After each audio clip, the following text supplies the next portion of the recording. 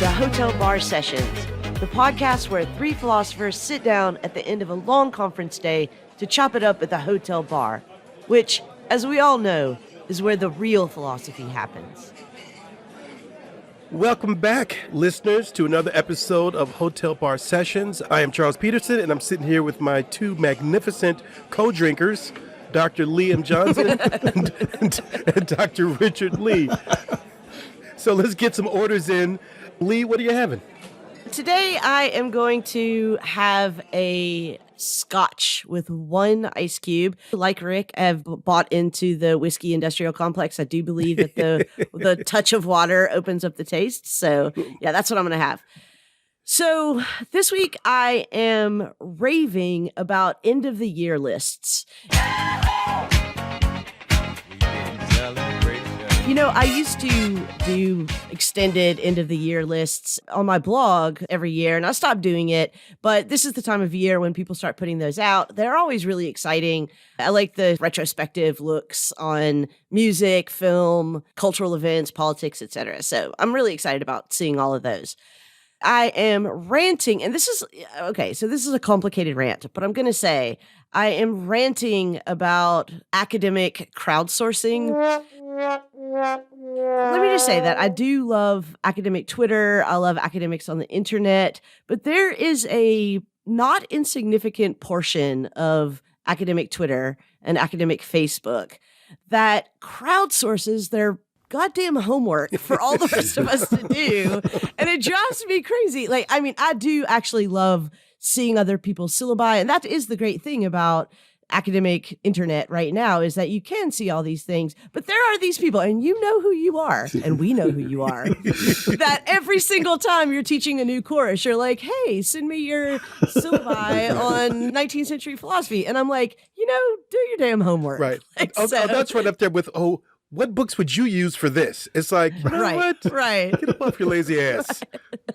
Right. But can you even imagine being in your first couple of years of teaching and having that resource? I mean, it's got to be great for untenured professors, but these kids these days, they have it great. When I was a kid, I had to write my own damn syllabus. That is exactly why I hesitated in making this my rant this week, because it is a little bit of, in my day, but anyway, that's my rant. Well, so I'm just back from Poland, and I'm a little out of time whack, and so I'm going to have a mimosa because it feels morning-ish to me, and, it's not like I'm not going to drink, so I'll drink a breakfast drink. That feels like you're slumming a little bit compared to what you normally order. That's on the low end for you, my friend. Yeah, I just barely unpacked, and so I didn't have all the accoutrement for my normal drinks. So you didn't ask me, but I'll tell you anyhow. My rant this week is related to what I just said. I hate time zones and time changes. I wish we didn't have to do it. It really messes with you. So at 3 a.m, my body's like, hey, let's go. Here we go. Oh, yeah. So I'm ranting about time changes, let's say. And a related rave is I am raving about the program Global Entry. When I got off my airplane and I saw the line at passport control, my heart sank, and then I saw the sign that pointed me toward Global Entry, and I sailed right through it. And as Charles said offline, you feel like you're breaking the law. Like, they just let me walk into this country? Come on. It was the best money I ever spent. I bow to the surveillance that I had to go through in order to get it. He's going to have totally different evaluation of that when he bumps into his robot doppelganger one day.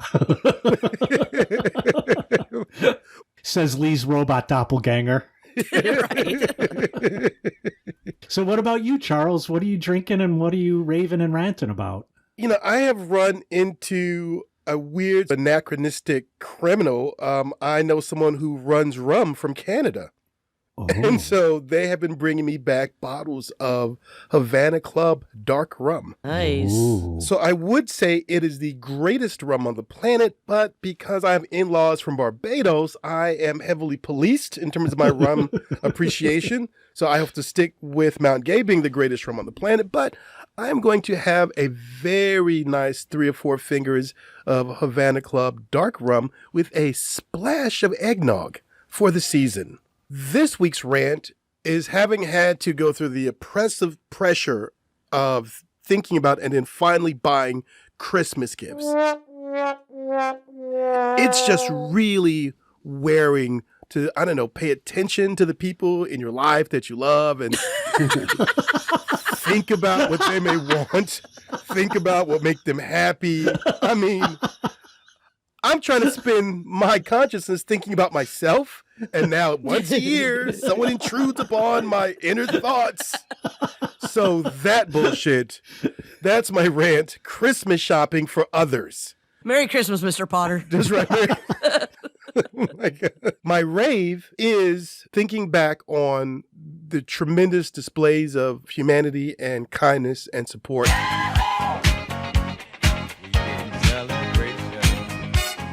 for the victims of the tornadoes in western Kentucky, particular, but also the states of Illinois and Missouri. A tragic accident, and I'm normally very grumpy about the state of human behavior, and occasionally, unfortunately in tragedies, but occasionally I'm reminded of just how amazing human beings can be and how expansive in their concern for their fellow humans. So credit to everyone that took the time, that volunteered, that donated, that gave love and support to the people in these areas. So that's my rave. Sometimes people can be nice. Well, dear listeners, today we have a special guest on the pod, an old and dear friend of mine from graduate school, Dr. Jason Reed. Woo! Representing philosophy from the University of Southern Maine. And Jason is going to be talking to us, but before he gets to his topic, Jason, what are you having? Well, I'm going to have a whiskey sour as a shout out to the Belmar. And actually a shout out to Charles via the Belmar, because this was the first drink that was ever poured for me as my drink. I went through a brief whiskey sour phase in grad school, and I once walked in and the bartender had one set up for me before I even made it across the room to the bar. Nice. So as a kind of acknowledgement of that, and as to Charles, because I know Charles used to hang out at the Belmar, although I think he was more of a downtown lounge guy. Yes, I was, but the Belmar caught my attention occasionally. Yes, so that was one of the places the grad students drunk when we were in Binghamton, New York, lovely Binghamton. So my rant is Amazon, and specifically Amazon for keeping people at work, and the other corporations too. Amazon's one of the few in the area in Kentucky that kept people at work during a tornado and led to the senseless loss of life. My rave is Christmas lights.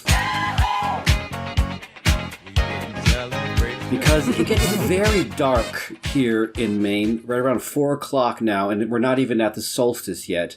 And I depend upon those lights to keep me sane. I'm not a big Christmas person, don't like the music, don't necessarily like a lot of the other factors of it, but the lights are necessary, and all power goes up to people who put them up and who keep them up until it starts getting bright. Yeah. I mean, really keep those lights up February, March. Take them down then, because as long as it keeps getting dark before 8 o'clock, they are a necessary part of my well-being. Yeah, shout out to those people. There's a house around the corner from mine, and they have like the most incredible display of inflatables. There's a Christmas elephant that they have out front, and there's like a Christmas T-Rex, which I don't quite get. Charles, you don't remember back in the manger when the T-Rex was there with the lambs? That's right, because the T-Rex brought the lump of coal for the Christ child. All right. Jason, you are a guest, and you will be leading our conversation. I'm going to let you introduce our topic. What are we talking about today? Well, we are talking about the 2018 film by Boots Riley, Sorry to Bother You, and hopefully through that, because it's an amazing film about work and the politics around work, talking about some of the issues that it raises, and it raises quite a few in a very entertaining way.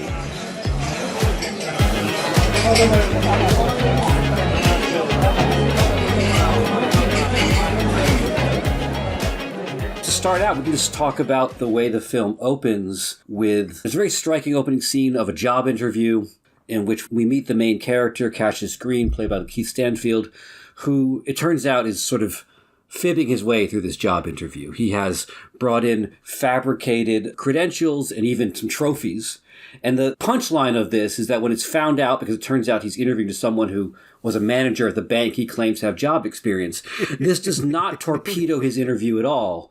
The person says to him, this shows me two things. One, you have initiative, and two, you can read, and that's all this job requires. But I think there's something very interesting there that is worth talking about, and that is the way in which, as jobs become more and more de-skilled, and the knowledge to do the job becomes something that you don't really need or can be picked up very quickly, there's this weird emphasis on the job interview as a kind of performance, like perform your willingness to work. And there's documentation of the way in which companies like Apple will have you like pitch a product and design poster boards for selling a product to get a job in an Apple store. And of course, you're never going to be called upon to do that. All of Apple's advertising is done by the corporation. You're never going to be handed some markers and say, put a sign up, It's not like that kind of store, but you do that to demonstrate your complete and utter dedication and willingness. There's a strange disconnect between what you're called upon to do in the job interview, or what you're called upon to do in a job interview is really to show your passion, and that passion becomes more important than any skill, knowledge, or anything else. So the film from the get-go, I think, really shows how it's really thinking about some of the absurdities of modern work, that faking your way through a job interview could be the best way to get the job. That's a hilarious scene. But what I found really amazing about the scene is that all these things that Cassius Green, the Lakeith Stanfield character, is trying to hide from the erstwhile employer, all the things that he thinks will be a detriment to him being hired, are exactly what gets him hired. Because it's not really just your initiative, but it's you're willing to lie. It's you're willing to deceive. How far will you go to fool someone in order to reach your objective? Because you said he brought in the trophy, and I remember the manager saying, did you really win that trophy? And he's like, no, actually, I had it made. Yeah. So I just had this image of him walking from job interview to job interview with this trophy made just to get a job. So for our listener, Mom, we're going to probably spoil the film. I won't do that right now because I'm still talking about this opening scene. But I think to me, two things stuck out of that, following up on what you, Jason, and Charles were both indicating. And one is that this is a telemarketing firm that he's about to join, and he's going to have to cold call people and sell them things. And so the skills that are required for that are skills clearly that can be taught on the job, but they're skills that don't involve things like honesty or being genuine or not faking your way through it. And the second thing that struck me was, as you pointed out, Jason, this emphasis from early on in the movie that you have to love your work or really want to desire to be here. I was just listening to a podcast that had Sarah, is it Jaff? She has a new book called Work Won't Love You Back. And she was talking on the podcast and in the book about the development of this language of loving work. And it got me thinking that perhaps the category that was developed some years ago of emotional labor needs probably to be expanded, because her argument in a way is that because of the nature of contemporary work, there is this affective demand placed on all of us that we love it. And that's really clear right in the opening scene of this movie. One of the things that I'm wondering, and I think this is probably going to come up a few times in our discussion, is how this film has aged. Because right now, as you all know, we're in the midst of what people are calling the Great Resignation, right? That the tables have turned and employers are really desperately trying to find anyone who will work. And I wonder, I mean, I don't know, I haven't been on a job interview in 16 years, but I wonder if that phenomenon is the same now. I wonder if this performance of the job interview, as Jason just described it, is still the case. I guess I'll just sit here and wonder that myself. This is me wondering. What the problem is that when was the last time any of us have been on a job interview? You got 4 tenured professors of philosophy. Well, picking up what Rick was saying, I do think that emotional labor, as was initially defined, was emotions performed for the customer, right? The paradigmatic example was the flight attendant who performs a kind of cheerful, comforting presence, even as you go through turbulence and so on. And many people have remarked that emotional labor seems to be now performed not just for the customer who has to see a smiling face, but for the employer who wants to see that you are constantly dedicated and passionate, even when there's no customer around, right? Even when you're in the back room and you could, be pissed off or whatever. And I think it's interesting, picking up what Lee was saying about seeing this film now, because I watched it again last night and thinking about the Great Resignation and so on. And it was interesting that the slogan that comes up, and here's a spoiler alert for when they unionize and work against the company, is "fuck you, pay me." Oh wait, can we swear? We can swear, right? Yes. Okay, fuck you, pay me. Which I would literally be just sitting here by myself on the podcast every week if we could swear. Okay, so That's so fucking true. I think it's an interesting slogan. It could be a slogan for the so-called Great Resignation, but it suggests that everything else you're offering me, like little pizza parties, perks, there's even lines in the movie about how you're building up your cultural capital. Everything else you're offering me is meaningless. Unless you're going to pay me, everything else you're saying to me is not important. Or really an attempt to separate oneself from the emotional implication of the job. I'm not doing this for my well-being. I'm not doing this to feel good about myself. I'm doing this for money. Although at the same time, this is one of the things I think is really great about the film, is that Cassius, the main character, it's also a story about a guy finding something that he's really good at. And, on the one hand, he gets paid, and he starts to get paid really well when he gets promoted to a power caller. But there's also, repeatedly in the film, he's like, I finally found something that I'm good at. And that sense of identifying with his job, which ultimately alienates him from his friends and kind of destroys him, but it is something that is there. And I think that the film is smart to acknowledge that. When Lakeith Stanfield says, I need this job, he doesn't just mean he needs money. He clearly needs money. He's renting out his uncle's garage to live in. But there's a scene right after the job interview scene where he's talking about, what is it I'm doing? He has this existential angst. What is it I'm doing even? And doesn't want to be stuck living out his glory days of high school and really wants to find some kind of purpose. And he finds that. Eventually is really good at this. And I think that kind of being tied into, and here's, the 4 of us here are probably not really good at talking about job interviews, is clear, because we haven't had one in a long time. But I think the 4 of us are really good at maybe being able to talk about the issue of, I think we all, in some sense, love and identify a certain part of our job or certain aspects of our job. And to a certain extent, at least for me, that sometimes becomes the thing that chains me to it more than I would like to. Because I do identify with it. I feel responsible for what I'm doing.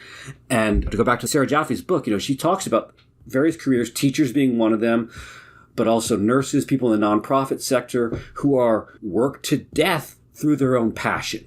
Through their own passion for what they're doing, it forces them to work longer than they like to. And sometimes it's very useful to say, fuck you, pay me. To think a job is just a job, that you're doing this for money, that's what it is, and not to be seduced by finding purpose, meaning, and gratification in what you're doing. Well, that's one of the brilliant things, I think, about the movie.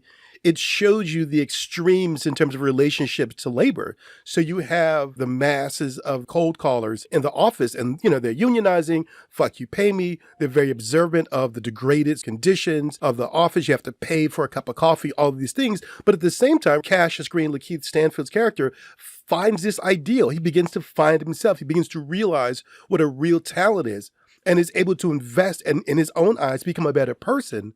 Not only just for his own fulfillment, but in relationship to his family. He's able to pay off the uncle that he owes 4 months rent to, and the uncle can keep the house. And he also says to his girlfriend, Detroit, I wanted the job because I wanted basically you to be proud of me. I wanted me to be someone you can rock with, as opposed to who I was before that.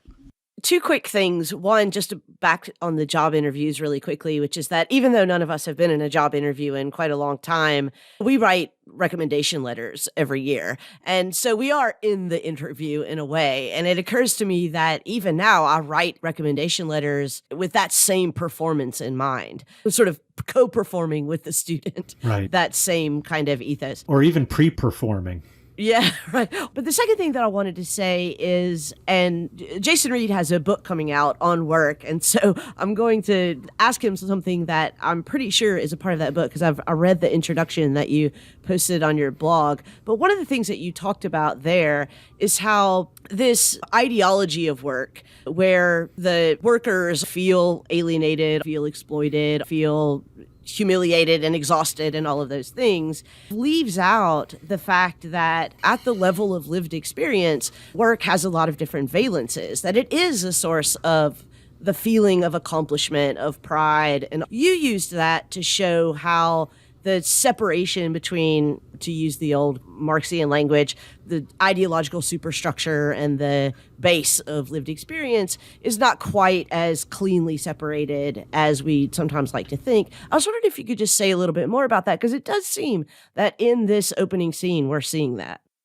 Yeah, as you said, I think it'd be wrong to dismiss the way in which people do get real gratifications from work. And in fact, there's interesting sociological evidence to point to the fact that people started to talk more about finding meaning and purpose in work as work hours increased. It's sort of a late 20th into the 21st century that for a long time, you don't see a lot of discussion of that's what people expected to find in work, purpose and meaning. They just wanted to get paid.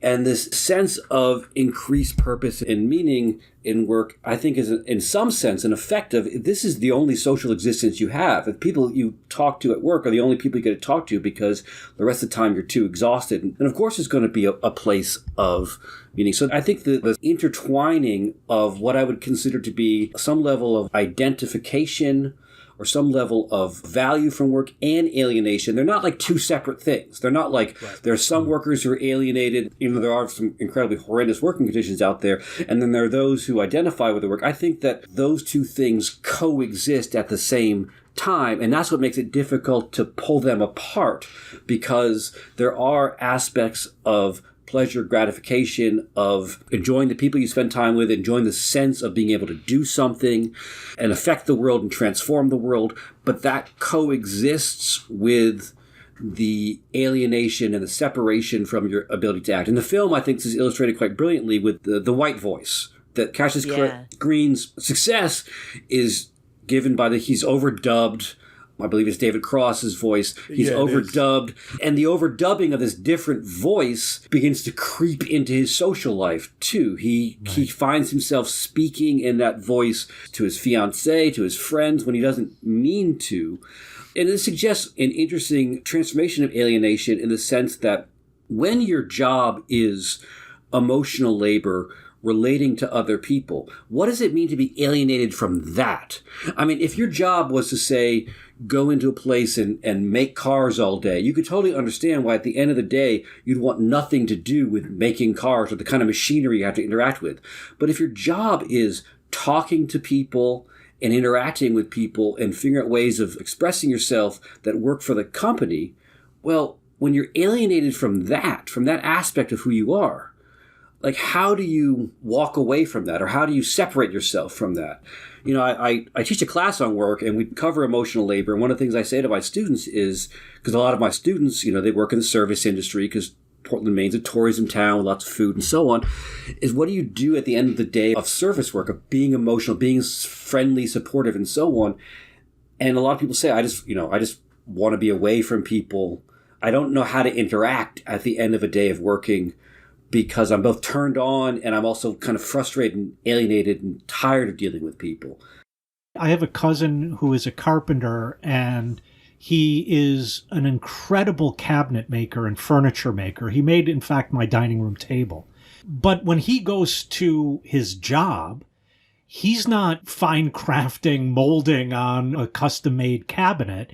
He's like building stud wall after stud wall after stud wall and just cranking out these things that when the robots come, they can do, although Lee will want them to be in the union also. So he takes a tremendous amount of pride in his work, like my dining room table.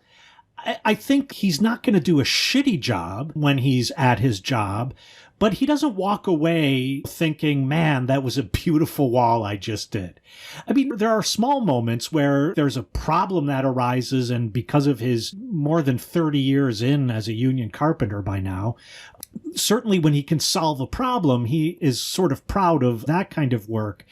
But, I mean, it is crushing him, and he, in fact, is retiring at the end of this month because the work is actually physically crushing him, and I think maybe in a certain way, because of his skills, emotionally crushing him. And so I'm wondering, like, we talk about a work of art, and someone could take pride in that work, but then, as you point out, when I am alienated from the products of my own labor, and when the products of my own labor on top of that are sort of increased sociality and making social connections lubricated and thrive and so on, and I'm alienated from that, I become alienated not only from the products of my own labor, but I become alienated from other people as well. And then alienation is not just this technical term, but it also is just isolation. Yeah, I think this is really important. And when I teach Marx to my students, when we're talking about alienated labor, often they'll say, but what if you love your job? And I say to my students, I genuinely do love my job. I would do it even if I wasn't getting paid for it. I would sit in a bar and I would talk to people about Marx, even if I wasn't We can all getting speak paid to for the it. truth of that. But right now, I'm teaching you Marx, not because I love it, but because I need to pay my rent and I've got to, pay my insurance premiums and I want food and I need to keep my heat on, right? And so even though I love my job, I still say, thank God it's Friday. I can't wait till happy hour. When is the semester over? And so those two things, exactly as Jason said, can coexist. And I think that often our theoretical insistence on separating them really gives us a truly distorted picture of the actual experience of work.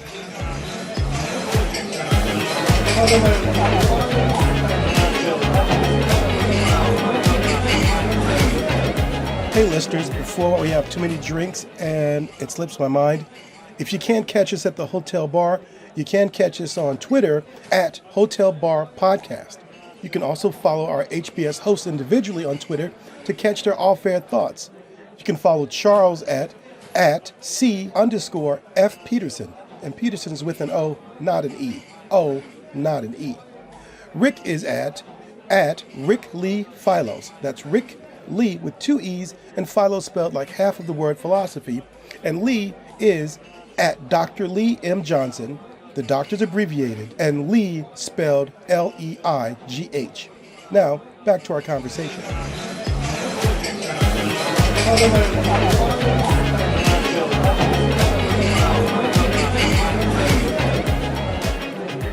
Okay, we only covered the first scene. So where do we want to go from here? I was hoping we would do like a scene-by-scene exegesis. Oh, God. Is that possible? Welcome back to part 14 of the... Welcome back to minute 15 and 7 seconds. I want to talk about a turning point and an important narrative device in the film. Jason mentioned it earlier, which is Cassius's discovery of the white voice. Mm-hmm. He's a telecaller, he's doing cold calls, and what he's realizing as he starts his job is that once white people pick up the phone that he's calling and they realize that this is a black person speaking to them, they immediately hang up. And he can't make any sales, he can't make any money. And there's a scene where an older black man played by Danny Glover is sitting next to him and he hears his failure. And he says to him, "Young blood, let me give you some advice. Why don't you use your white voice?" Now, I love this because he says white voice in such a familiar way where you know, as a black person, exactly what he's talking about, right? You know that this is a voice one puts on if one has to call some type of corporation or institution or mainstream figure in order to convince them that the person they're talking with are reasonable, sane, whatever. And what I wanted to get to was how Danny Glover's character begins to explain to him what the voice should do. And he says, like, I'm not talking about a nasal voice, right? The Richard Pryor type of imitating a white man voice. But then it says, you know, that voice where, you know, you don't have any problems. There's no trouble. Your bills are paid and you're about to get into the Ferrari. You don't have to really make this call, but you do. So I'm thinking all this translates into, he's saying, you need to sound free. That's your white voice. You need to sound like you're not under anybody's heel. And I wanted to talk about what all of that means. And it's also significant that he's told about this by a fellow worker, right? Because I think a lot of people have this experience in jobs when you're told what to do by your employer and you're maybe given a manual and everything else, but then sooner or later someone pulls you aside and says, hey, look, if you really want to get by here, the way they have you do it's going to be exhausting. It's going to take up way too much time. Here's some shortcuts I've figured out. Here's some things that are really going to help you out. There are two different sort of knowledges at work. There's the official knowledge of what the company wants you to do and how they want you to do it, or the stick to the script that they insist on. And the unofficial knowledge of how to do this voice turns out to be more useful for getting by than the script, which as much as they insist on, you don't really learn a lot about the script. In fact, when you do see the one scene of the script playing itself out, it's horrible. He's trying to take advantage of a woman whose husband is dying of cancer and trying to see that as a sales opportunity. And it's a horrible script. It kind of forces one to separate oneself from doing it. And of course, the white voice does too, but it's an act that he can take on, whereas the script seems to be much more rigid and formal and imposed from the outside. But to pick up on one of the points Charles was making, to put together all of the things Danny Glover uses to explain this, like one of my favorite ones is, you've never been fired from a job. Okay, maybe you've been laid off, but you've never been fired. Right. And as Charles put it, like all of these are about the voice is the voice of freedom. And one of the ways in which it's the voice of freedom is that it's the freedom from need, right? So talk like you don't need this job. Talk like you don't need me to buy this. And I find that's really interesting in this position of doing sales over the phone. Right. And then we see after he accomplishes this, we see him making these calls and they're talking about everything but the product. Yeah. He's doing everything but actually trying to hard sell this person. And it's this conversation and all of a sudden, and at the end, it's like, oh, how do you want to handle this? Visa or MasterCard? Right. And then he moves on. Well, I think there's also something to be said about the fact that it's the older worker who tells him this. And this is a worker, and you get a sense he's been doing this job for a long time. That he's known this knowledge about utilizing the white voice. But what I think I like about the character is he's not torn and drawn toward the extremes of ambition that Cassius is. Right? He seems to have found a niche within the job that he's very comfortable with, that he can be as successful as he wants to be without being driven by these internal compulsions or by management. Management isn't driving him, does just enough to survive and keep a little money in his pocket without being stressed. Yeah, and I do think that every single person who's ever had a job remembers that person. That in the first few years or the first few months of that job was the person who came to you and was like, hey, this rule doesn't really matter, but this one really does. Hey, wear this. Make sure you say hello to this person. Make sure that you're not late to this. You can totally skip this. I mean, I actually can remember the name of that person for me. It was actually Chuck McKinney, who was one of our guests on this podcast, that in the first few months of my job was like, okay, come over here. Let me give you the lowdown. So you don't have to read every essay. Yeah. Well, and this is a reference to one of our previous episodes. It's also like learning the hustle of the job. Yeah. Like, how do you hack the job? How do you find the back doors to the job that give you what you want without having to completely give the employer and maybe even the customer everything that they think they want? It's also probably, as a worker, your first entree into worker solidarity, right? Like, it's us against them. You get the unofficial rule book, you know that what you're being told is something that we workers understand against the upper management, against the administration, against the bosses. Yeah. Yeah, I remember I was a bank teller for a while, and the woman who pulled me aside and said, you know that your Christmas bonus depends on sick days you haven't taken, right? And that was nowhere in the manual. And in fact, when I asked the vice president, she's like, no, that's not how we work it. But in fact, it was how they worked it. Yeah. But can I just come back? I know, I didn't want to make this just about the film, but we would be loath not to point out two things. One is Danny Glover is remarkable in that role. Right. But secondly, how the film plays on the trope of, now I'm forgetting exactly what this is called, like the magical wise black man or something like that. The magical Negro. Yes. The magical Negro. And sort of like turns that on its head, really, which I thought was a really great moment in the film. And just to go back to, I think Charles raised an interesting point about this, the scene when you do see him use the white voice and talk to the customer, they're talking about everything but selling the product. And I think this brings up an interesting sort of contradiction at the heart of emotional labor, is that emotional labor is labor you perform and you're supposed to make it look like it's not labor at all. The waiter or the bartender, maybe we should mention bartenders on this show, who is friendly to you and pours you that whiskey sour that you've been drinking for a while, you want to feel like, oh, they do this because they really like me. I mean, I know they have to be friendly to everyone, but I'm a regular here, and they're friendly to me because I tip them well, and I'm a good person, and so there's a strange sense in which emotional labor has to kind of efface itself in its very performance as appearing not to be a performance. And I think it's shown in the scene when, as Charles said, when he's really making the sale, they're talking about everything but what he's selling. He's giving the guy like dating advice or what to do when he brings a woman back to his apartment. I think that's one of the things that makes emotional labor very difficult for the people who do it, and I think also kind of confusing for people in our society. I mean, we live in a society in which we are constantly confronted by people who are giving us the emotional cues of friendliness and so on, but we never can really read them, like, in the sense of, like, are they doing this just for their job? Right. It's a strange world that we live in, where we do most of our sociality is often for a wage. If my initial question to you way back when was correct, namely that there's a way in which all labor has now become emotional labor because of this demand that you love your job and so on. And then when you add on those people who were doing what we typically used to call emotional labor, as you put it, now all of our relations are through this waged labor. And I really like that moment where you said, I want them to like me for me. And you made a slip that I think you actually meant. That wasn't a slip. Namely, you said, because I'm a good tipper. And then you said, no, I'm a good person. And I'm wondering, in this relation, aren't those the same thing? Like, the only way for me to be a good person in this situation is to be a good tipper. You better say yes, otherwise Romulus is going to spit in your next drink. Yeah, I think so. I mean, I think there's a certain sense in which in emotional labor, there's an alienation of the person performing the labor, and there's also an alienation in the person, to some extent, receiving it, because I often feel like you're trapped in the sense, like, if I say to myself, like, I go into a restaurant and I'm like, I don't want to give these people a hard time. I just want to, like, they're having a hard enough day. It looks packed in here.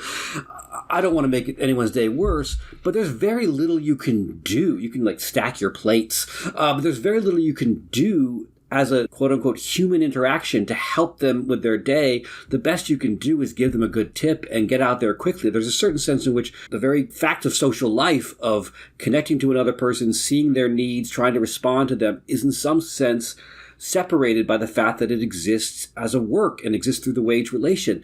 Sometimes I find myself saying odd things to workers where I try to really say to them, like, have a good day. Like, what does that really mean to them, right? If I really say it, don't just performatively go through it, like, I hope you have a good day. It doesn't really mean anything to it. I mean, I think the alienation is obviously much stronger on the side of the worker, but I think on the side of the consumer of that labor, you're also alienated from the social interaction that it could be outside of that labor context. I think this idea of relating to other workers from the position of the consumer and not the position of a fellow worker is a really important thing. And I know that you wrote this piece about what you called right workerism, where one of the things that you suggested was that the protests against the shutdowns in the last couple of years, in addition to probably being AstroTurf movements, were also not so much people wanting to go back to work, but people wanting to go back to consuming. Right. So the people who are protesting and demanding that the economy reopen are not workers wanting to go back to work. They're consumers wanting other workers to go back to work, even if that also means they have to go back. And sometimes what they want is the emotional labor. Because one of the other things that's happened since COVID is as workers who might usually be in a very sort of emotionally pleasing perspective of trying to help customers end up being the people who are tasked with telling people, hey, you got to wear a mask in here, or you have to do this. I mean, the hostility that has been brought to these people who are just simply asking to be, in some sense, treated like human beings. Hey, there are people here. Hey, you walk in here without a mask or you don't respect social distancing guidelines, you're going to possibly get someone sick. And how much people did not want to hear that. Because what they wanted when they go into a place is they want to consume that emotional labor of someone smiling at them, never really being upset with them, never telling them what the server wants, but always responding to their needs. And as we've seen, when you break that, it really disrupts what people expect, and they take it out, unfortunately, on workers. And man, did the airline workers get the shit into that. They still are. Holy cow.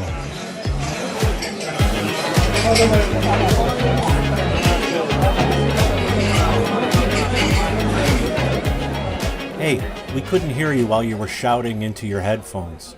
So if you have feedback or suggestions for future topics, or if you just want to pick a fight with one of our co-hosts, or in fact all of us, just visit us at www.hotelbarpodcast.com and click on the interactive page.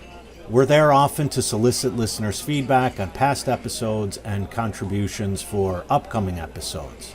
If you want to belly up to the bar with us, at least virtually, you can always email an audio clip, keep it under 2 minutes please, to hotelbarpodcast@gmail.com. If it's interesting, we're going to steal it from you. If it's not, we'll send you our Venmo handles and you can virtually buy us a drink.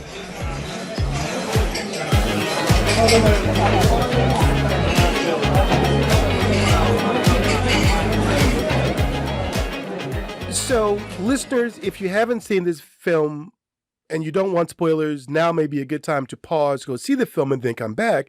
But for those of you who have seen the film, we cannot have this discussion without talking about the main antagonism of the film, the character of the Equisapien. So, to be really honest, the film is an amazing blend of satire, anti-capital critique, comedy, and horror all together. Yeah. Yes. But Jason, I want to hear your thoughts about this frightening creation. Yeah, I mean, it's always the thing that everyone reacts to. So we learn about this company called Worry Free. And first we learn about Worry Free is that they're basically running almost slave labor. You work for them, you get work for life, they house you, they feed you, they don't pay you anymore in exchange for work. Yeah, that's not almost slave labor. That is slave labor. That's slave labor. That would be the exact definition of labor. Slave He's labor. like, well, you work for them and they don't pay you, but you get housing and food, but it's almost like slave labor. Right, because it's 3 hots and a cot on the plantation. Yes, exactly. But it turns out that that's not the extent of what they're doing. They are also developing these human-horse hybrids referred to as equisapiens as the ideal sort of docile but also stronger, more endurance worker. And what's interesting, I think, about the film is that not only do we see them, but when we see them, Cassius is sort of invited or offered this possibility to become an Equisapien, but become their faux leader, right? The corporate CEO says he understands that they're going to need someone on the inside to maintain their antagonism and make sure that it's managed. And what I think is interesting about the film is that at this point in the film, Cassius has already sold himself out, sold his friends out, but he's done that very subtly. No one ever said to him, hey, lose your friends and make money. It sort of happened bit by bit by bit. And I think one of the interesting things about the film is that it really tries to get us to think about how we accept bit by bit a degradation of our living conditions, and no one ever stops to think about it, right? I saw a headline in the New York Times just the other day. It basically said, you're going to be working longer. It was like a headline for an article. You're going to be working longer. Here's how to manage that. And part of it was like, well, why are we going to be working long? Like, who decided we're going to be working longer and less possible? It's like these things, there's like boiling frogs. Yeah, exactly. There's a boiling frog logic. And I think that in the first part of the film, Cassius goes along with what happens, but then suddenly in the second part of the film, he's presented with a stark choice.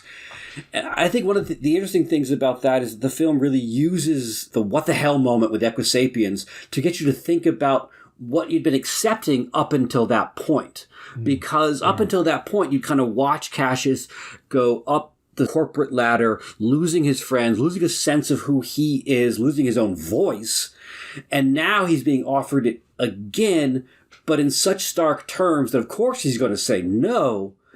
But not only is he going to say no, but you're going to find yourself wondering what he's been saying yes to all along.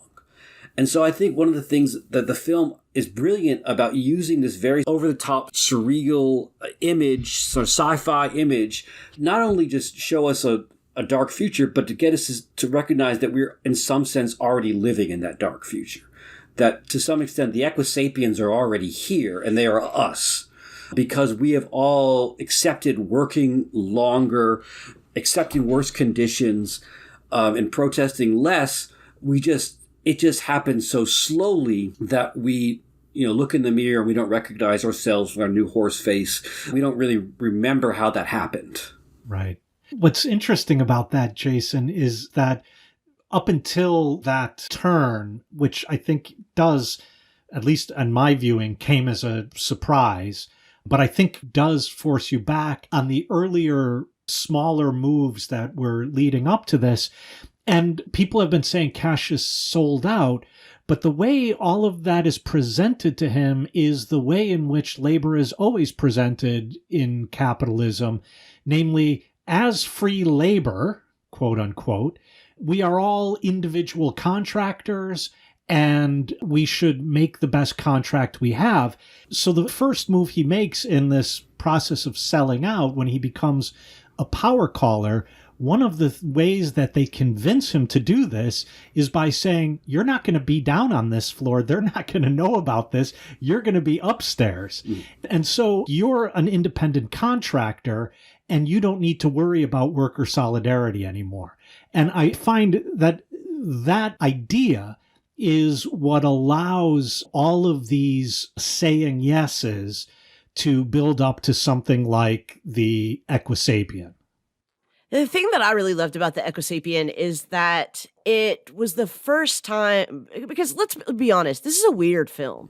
Just as a genre, it's weird. It's this weird blend of realism and fantasy, and it's titled Sorry to Bother You, which of course they're taking from a telemarketer script, Sorry to Bother You. But, it gets increasingly bothersome as the film goes on, but exactly as Jason was just describing earlier, it does so in this kind of slowly turning up the heat, boiling frogs. And then it's as if Boots Riley said, okay, they don't know they're boiling. We got to shock them, right? Like we need something shocking, horrifying to drop in here. I could almost see him in the editing room. You get that first shot of the Equisapiens and he'd be like, I told you were going to be bothered. It's like, there will be blood. I told you there will be blood, right? Like, but it's the moment that I thought, wow, this film is called Sorry to Bother You. Like, this is it. Because this bothers the shit out of me. It's traumatizing. The introduction of the characters, it's really traumatizing. The interesting thing, of course, you get the shock internal to the film, and then you get the scene where Cassius captures video of these Equisapiens on his phone, and he has this kind of almost like Soylent Green moment, right? He goes on television and tries to announce, they're Equisapiens, they're making monsters, which is a scene that happens in a lot of sci-fi films, right? Where you break the illusion, here's what's happening, the Matrix, et cetera, et cetera. And the interesting thing, of course, is that it has the exact opposite effect that he wants. The stock price goes up, and there's a great line that the Squeeze character, played by Stephen Yeun, says about, if people are presented with a problem and no way to solve it, they just get used to the problem. And that, to me, is like the film's sort of thesis statement about the boiling frog situation, right?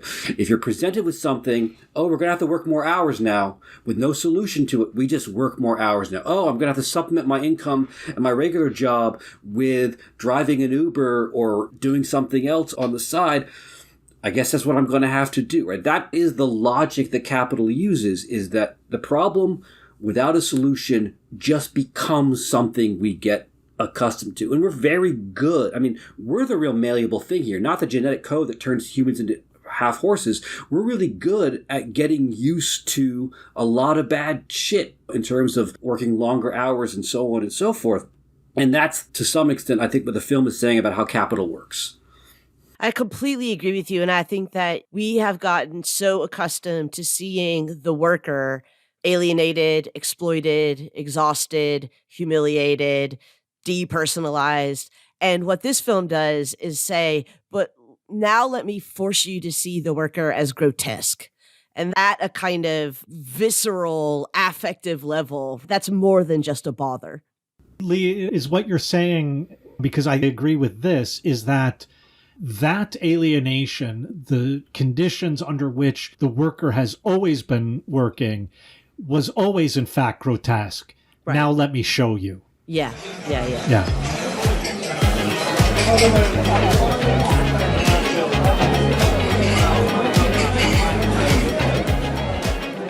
Jason, how can we think about this film in lineage of other films that take on these questions of the role of work in our lives? I think the interesting thing about this film is it's not a simple work sucks kind of thing. There's a certain sense, as we said, there's an ambivalence about work that is brought into this film, that Cassius both gets a sense of purpose and a sense of his own abilities and what he's capable of doing from work, as he also loses his friendships and loses a sense of who he is. That's one important aspect that I think differs from a lot of films out there like Office Space or whatever. But I also think the other thing, which is equally important, is that the film, in the end, and we were just talking about how if you're presented with something that's bad and no way of solving it, you get used to it. The film offers us a real idea of how do you change things, and you change things through collective action. I think one of the things I really love about this film is, to me, its real kind of pivotal turning point is the moment in the restaurant when Cassius goes to his friend Saul and Squeeze and says, "Hey guys, I messed up. I realize I've been really screwing up. We need to come together and address this." And the film really underscores that it's not about like picking between a better or worse job. And this is, I think, where a lot of anti-work films go, right? At the end of, say, Office Space, for example, the guy leaves cubicle culture and ends up working construction. Hey, I'm outdoors. I'm getting exercise. This is so much better. This job isn't going to pursue me over the weekend when the day's done. I leave the job site. You know, these fantasies of a different kind of job that would solve the problem. And I think Sorry to Bother You is very clear. It's not a matter of this or that kind of job. It's a matter of how we situate ourselves with respect to work. Do we do so, as Rick was saying, as an individual who's told that what they're doing doesn't concern others? Or do we do this as a collective, as a we who understands that what happens to me is happening to other people, and it's happening to me because I'm not connecting to other people? That's, I think, the film's real important point about work, is that you change things not by finding a better job, you change things by collectively addressing the conditions of labor. Jason, I was struck in what you were saying. You have a blog post that brings Sorry to Bother You in a little bit of conversation with Office Space. And there you focus on a moment that I thought was one of the funniest and most poignant in Office Space, namely when Jennifer Aniston's character is reprimanded because she doesn't have enough, what do they call it? Flair. This sounds like people who've had to wear flair. Right. Or people who've seen the movie like 20 times. She says, no, but the manual says I have to have 5 pieces of flair. And the manager says, well, that's the problem. You only have 5. And so she can't just do her job. She also has to love it, which I think Office Space to a certain extent ends there. And like maybe the solution to that is get a different job, which, by the way, is the solution capitalist always says. If you don't like it, go get another job. Right. The flip side of that is, and that will suck as bad as this one until the problem is solved. But then your other point there that follows that I found really interesting, because there's a way in which once labor becomes service labor, and once all labor becomes emotional labor, sometimes I feel like we act as if Marx's idea of the fetishism of commodities goes out the window. And the center of that has always struck me was the problem with that is that we relate to one another through things and not as people anymore. And I think what you're pointing out there is also that this denial of solidarity in work forces upon all of us this connection with one another, primarily through wage and wage labor. And any form of solidarity could only come in the form of, well, we all love our job, don't we? And yet real solidarity, I agree with you wholeheartedly, is what this film tries to bring to the table. Can I just say one complaint I have about this film? And it will not surprise you that it has something to do with robots. Fuck you, oil me. I think you're both right that the message at the end of this film is that change can only happen through worker solidarity. I worry, though, that the figure of the equisapien complicates that a little bit for thinking about this in the 21st century, because the worker solidarity is only with other human workers. It's not as if the movement for change is for anyone being exploited under these working conditions, under this capitalist system. And, you know, the equisapiens of our real world are going to be robots. And they're going to be smart robots, right? They're going to be sapient robots. And so I do worry that this might be a little humanist in a way that makes me uncomfortable. We'll cross that diode when we get to it. That is the famous last words of every extinct species. We'll cross that asteroid when we get to it. But, okay, so this might be something that, you know, at this point in the podcast is way too late. But the interesting thing, Lee, is that on the one hand, these days I'm thinking about what happened between the time, for example, when the book of Genesis says that work is a punishment and that the ideal human life would be one without work, and Kant, on the other hand, who begins saying that the problem with the South Sea Islanders is that everything is provided for them and they don't have to work, and therefore their moral situation is fucked. You know, Aristotle says the end of work is leisure, and we've lost that. The end of work now has become work. And my worry about the robots is not that we won't be in solidarity with them and so on, but that it's not going to liberate us from these very conditions that we've been talking about and that the movie has been pointing out, but that the fruits of robot labor will also be unequally distributed.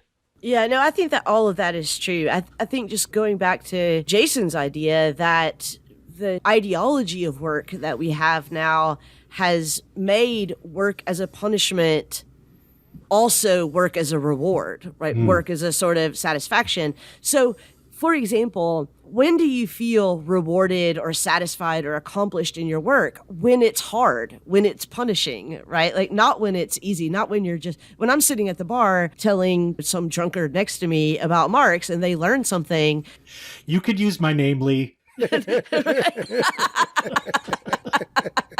Some silly Pole sitting next to me, right? About work. No, but the idea is that it feels like an accomplishment because it's punishing. And so, I mean, I don't know how we haven't done this yet, but Jason does have a book coming out on work. And maybe we should pitch it back to you, Jason. You should definitely take a chance to plug your book. Bring us home. Gosh, so many things. So I do think that one of the issues is this idea that something has happened to work, and we both consider work to be an economic activity through which we produce things that we need and so on. But we also consider it to be, to use like the Hegel's terminology, about an ethical activity, how we become worthwhile people. Yeah. And those two sides of the thing, which we constantly try to hold together, are increasingly being torn apart in a society which can automate and take care of more of the production of things, finds itself with these sort of disposable people who it then tries to find new things for them to do to get their sense of purpose. And I do think that the real question, because a lot of people when they write about work, they want to talk about the value of time spent from work. And I think that's, of course, important. And being able to liberate, as Kathy Weeks talks about, a life from work. But I also think that the real pressing question is, how do we not just get more time from work, but how do we change the way we think about the stuff? Because there's still going to be stuff that needs to be done. How do we change the way we think about the stuff that needs to be done? And I do think that the film suggests that the first thing we need to think about in terms of our activity is think about it as unnecessarily collective activity. And going back to what Lee was saying about the Equisapiens, one thing that I think is interesting about the figure of the Equisapiens, and they could be understood to be, they could be robots. I mean, I think of them as being the way in which the workers in our part of the world might relate to or think about the workers in the other part of the world who produce the products that we supposedly sell and we do the service sort of emotional labor for. But one of the things I think is interesting about the scene in the film with the Equisapiens is there's a very kind of funny scene where the human characters meet with them for the first time, and they talk to them like the way you talk to an alien in a sci-fi movie, like, hello, welcome to Earth. And the Equisapien says, hey, man, I'm from East Oakland. You can just talk to me. But I think the real point is that we tend to think the differences around work, that people are engaged in very different types of activities and they have nothing in common, and forgetting the fact that to some extent, regardless of what your job is, what you do, whether you use your head or your hands, we are all in this situation of more and more is being expected of us and less is being given to us. And so the film, I think, tries to think that solidarity is founded upon a commonality, and that commonality is the commonality of exploitation, which, even though it takes very different forms, and I might look at an Equisapien, or I might look at someone who's doing very different types of labor and say, I have nothing in common with this person that seems so radically different from me. The film is suggesting that we have to see that commonality, or else, if we think about it the other way, the way of like, what you're doing has nothing to do with what those other people are doing, then we will just find ourselves turning up the heat and not being able to know what to do other than just get used to it.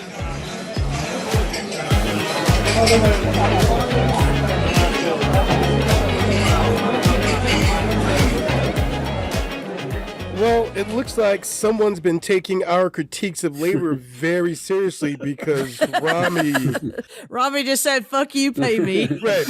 No, fuck you, get out. But first pay me. So we're going to thank our guest, Dr. Jason Reed, for spending a little time and having a few drinks with us.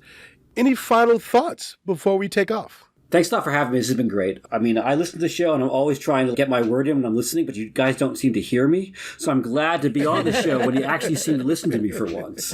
Oh, you're the guy that's yelling at the speakers. Yes. Well, we'd love to have you back anytime, Jason. This was a really great conversation. And I also want to tell everyone that Jason's work on film and philosophy is among my favorite works that are only on the internet.